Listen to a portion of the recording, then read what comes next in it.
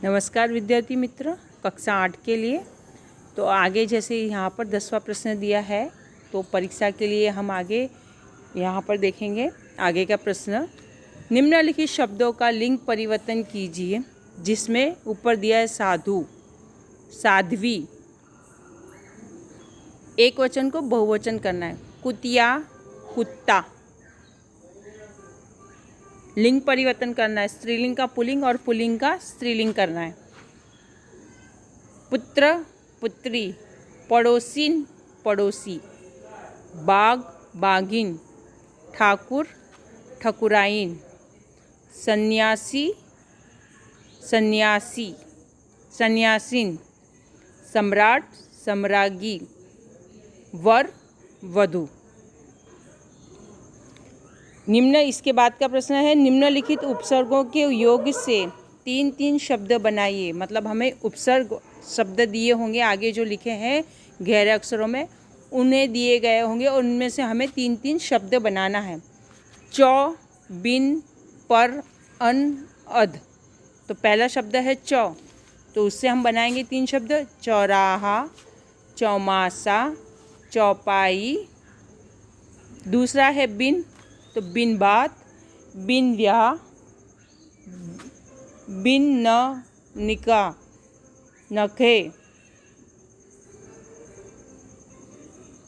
इसके बाद का है तीसरे पर, परदेशी, परलोक, परदादा। चौथा शब्द है अन, अनपढ़, अनहोनी, अनमोल। पांचवा शब्द है अध, अधमरा, अध जला, अध खिला। इसके बाद है मुहावरे, तो हम यहाँ पर मुहावरों को देखेंगे। तो मुहावरे में है दूसरा दिल कचोटना, जिसका अर्थ होगा दिल में दुख होना। वाक्य में प्रयोग करेंगे, बेटे की बुरी हालत देखकर माँ का दिल कचोट रहा है। यहाँ पर है इसके बाद का तीसरा बेड़ा पार लगाना। पहला तो संकट से बचाना। वाक्य में प्रयोग करेंगे, भगवान ही गरीबों का बेड़ा पार लगाता है।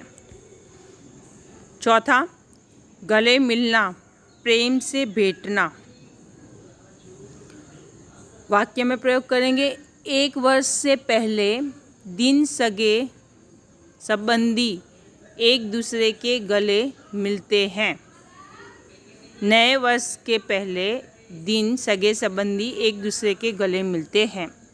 पांचवा चूर चूर होना, टुकड़े टुकड़े हो जाना, पूरी तरह नष्ट हो जाना।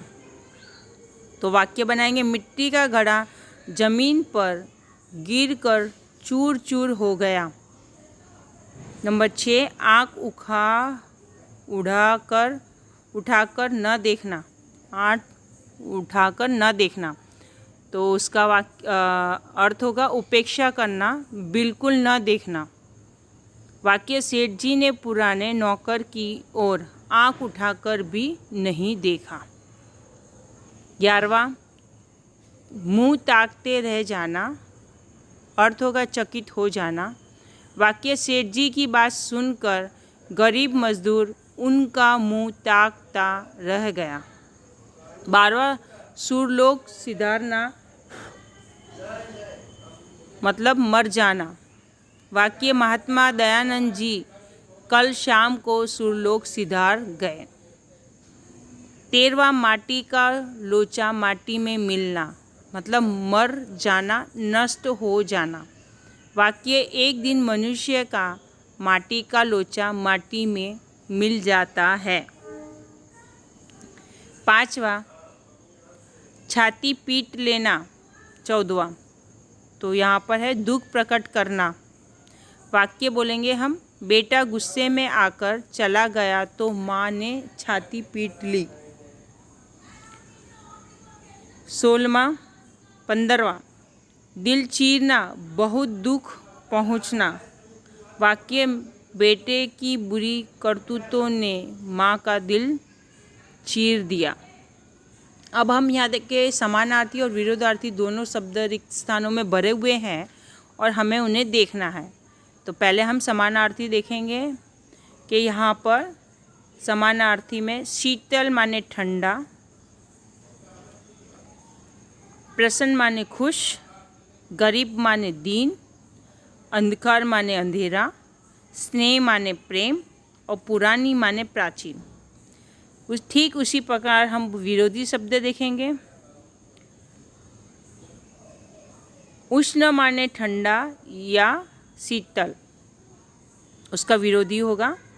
खिन्न माने खुश, प्रसन्न, विरोधी।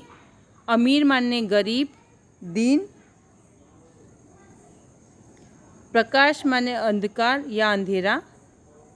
ध्रुणा माने प्रेम या स्नेह, दोनों में से कोई भी शब्द लिख सकते हैं। नई माने प्राचीन या पुरानी। तो यहाँ पर समानार्थी और विरोधार्थी शब्द दोनों खाली स्थान में भरे हुए हैं और उनको हमें लिखना है। इसी तरह अब हम लिखेंगे एक एक वाक्य के जो प्रश्न हैं। निम्नलिखित प्रश्नों के उत्तर एक एक वाक्य में दीजिए। तो वो इस प्रकार है। रमज़ान के किस दिन ईद मनाई जाती है? उत्तर इस प्रकार है। रमज़ान महीने के 30 रोज़ों के बाद ईद मनाई जाती है। नंबर 2, रोज़े के दिन मुसलमान क्या करते हैं? उत्तर इस प्रकार है। सूर्योदय से सूर्यास्त तक कुछ भी न खाने पीने को अर्थात उपवास को रोज़ा कहते हैं। रोज़ा मुसलमानों का एक मजहबी फ़र्ज़ है। नंबर 3, रमज़ान ईद के दिन मुसलमान लोग कहाँ जाते हैं? उत्तर इस प्रकार है। रमज़ान ईद के दिन मुसलमान नमाज़ पढ़ने के लिए ईदगाह जाते हैं। प्रश्न नंबर 3, सुनीता नासा में क्यों गई? उत्तर इस प्रकार है।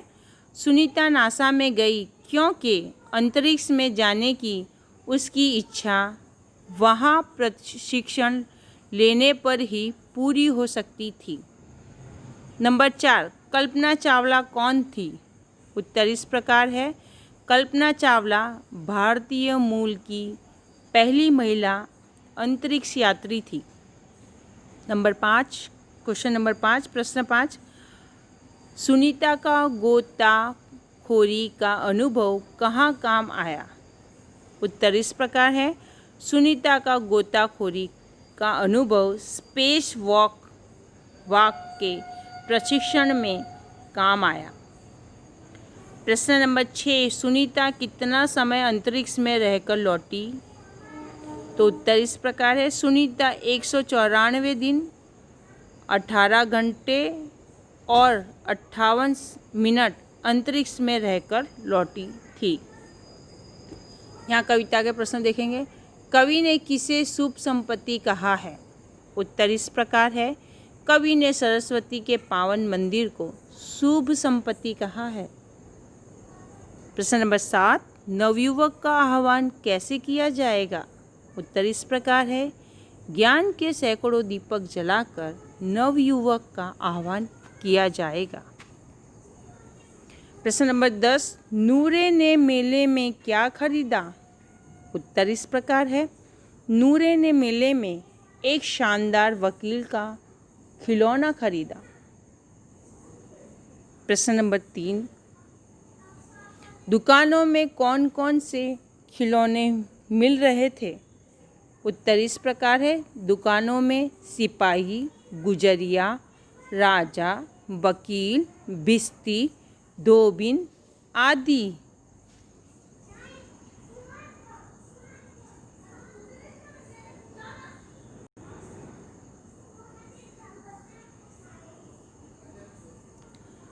आदि